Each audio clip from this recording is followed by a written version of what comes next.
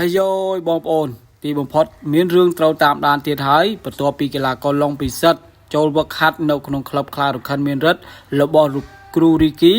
ឡូវនេះលោកគ្រូពេជ្រសុផាន់បបួលលោកគ្រូរីគីវាយដាក់ក្លឹបតែម្ដងបងប្អូនបាទបងប្អូនប្រសិនបើមានជាការពេញចិត្តកុំភ្លេចចុចពាក្យជាវឬក៏ពាក្យ Subscribe ម្នាក់មួយដើម្បីទទួលបានព័ត៌មានថ្មីតាក់ទងជាមួយនឹងវិស័យកីឡាផ្ដាល់គុណខ្មែរបាទបងប្អូនប្រិមិត្តប្រហែលជាបានដឹងហើយបាទតាក់ទងជាមួយនឹងការចូលវឹកហាត់វិញរបស់កីឡាករឡុងពិសិដ្ឋបាទនៅក្នុងក្លឹបខ្លារខិនគុណខ្មែរបាទរបស់លោកគ្រូរីគីបាទយើងឃើញថាលោកគ្រូរីគីបានផ្ដល់ឱកាសជាលើកចុងក្រោយដល់កីឡាករឡុងពិសិដ្ឋក្នុងការចូលវឹកហាត់ផ្ដាល់គុណខ្មែរវិញហើយឡុងពិសិដ្ឋក៏គាត់យល់ព្រមដែរបាទយល់ព្រមនៅលក្ខខណ្ឌផ្សេងដែលលោកគ្រូរីគីដាក់ឲ្យកីឡាករឡុងពិសិដ្ឋបាទងាកមកចាប់អារម្មណ៍តាក់ទងជាមួយនឹងកីឡាករឡុងពិសិដ្ឋវិញបាទឡុងពិសិដ្ឋគីឡូ51ស្រុកខ្មែរបងប្អូនដឹងហើយបាទក៏ជាកីឡាករលំដាប់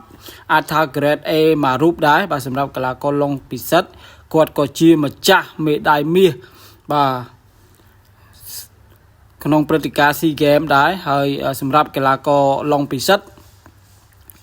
មែនតើទៅទោះបីជាត្រូវគីឡូជាមួយនឹងកីឡាករផានសង្ហៈឬក៏ពេជ្រសង្ហៈក៏ពិតមែនប៉ុន្តែដូចជាអត់អាចជួបគ្នាទេបងប្អូនបាទតែបើតាមការលើកឡើងរបស់លោកគ្រូរីគីគាត់ថារៀបនឹងជួបគ្នា2ដងហើយបាទគូនេះរវាងឡុងពិសិដ្ឋជាមួយនឹងកីឡាករផានសង្ហៈឬក៏ពេជ្រសង្ហៈនេះមែនតើទៅក្រុងជួបគ្នា2ដងហើយប៉ុន្តែអ្វីដែលសំខាន់គឺថាចិត្តដល់ថ្ងៃប្រកួតតែងតែលេះឈឺនេះឈឺនោះបាទគាត់ថាឈឺចិត្តផងមានឈឺចេះឈឺចុះបញ្ហាសុខភាពរហូតបាទអញ្ចឹងគាត់ថាបើសិនជាមានការរៀបចំបាទប្រសិនបើមានការរៀបចំបាទខាងបណ្ដាស្ថានីយ៍ណាក៏ដោយបាទឲ្យតែមានការរៀបចំលក្ខណៈខ្សែក្រវ៉ាត់លក្ខណៈដើមអីធំគឺគាត់នឹងព្រមព្រៀងនៃការប្រកួត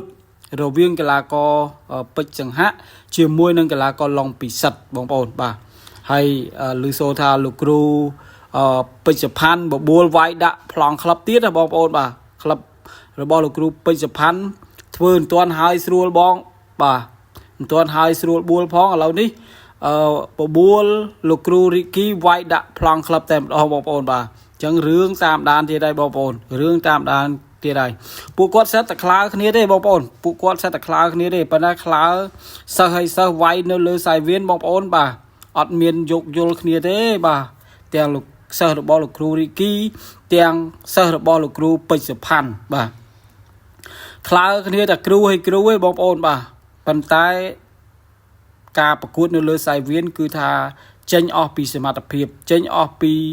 លទ្ធភាពដែលមានបាទទាំងលោកគ្រូពេជ្រសុផាន់ក៏គាត់ហៅថាបញ្យលណែនាំបដោះបដាលក្បាច់បច្ចេកទេសធ្វើម៉េចឲ្យឈ្នះសិស្សរបស់លោកគ្រូ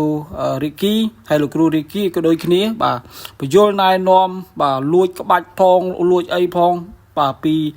លោកគ្រូពេជ្រសុផាន់ដើម្បីឲ្យសិស្សរបស់ខ្លួនឈ្នះបាទចឹងបងប្អូនយល់យ៉ាងណាដែរប្រសិនបើមានការរៀបចំឲ្យប៉ះគ្នារវាងកីឡាករពេជ្រសង្ហៈ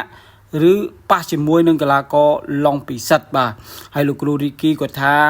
ប្រសិនបើស្ថានីយ៍រៀបចំបាទគាត់ចង់លេង5ទឹកបាទកងធំហើយក្នុងប្រភេទគីឡូ51ឬក៏51កន្លះបាទគាត់ថាលេង51ក៏បាន51កន្លះក៏បានកុំលោតទៅដល់52ដោយសារតែ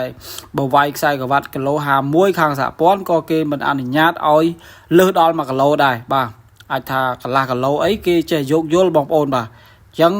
យ៉ាងម៉េចដែរបាទយ៉ាងម៉េចដែរបងប្អូនយល់យ៉ាងណាដែរអញ្ចឹងអាចនិយាយបានថាជាទីផ្សារមួយសម្រាប់កីឡាករឡុងពិសិដ្ឋហើយបន្ទាប់ពីបាត់មុខពីសាយវៀនមួយរយៈធំបាទឥឡូវនេះចូលវិញមានទីផ្សារតែម្ដងបាទលោកគ្រូរីគីកំពុងតែរកទីផ្សារឲ្យកូនសិស្សរបស់គាត់ហើយបងប្អូនបាទវីដេអូនេះសូមបញ្ចប់តែប៉ុណ្ណេះសូមអរគុណសូមជម្រាបលា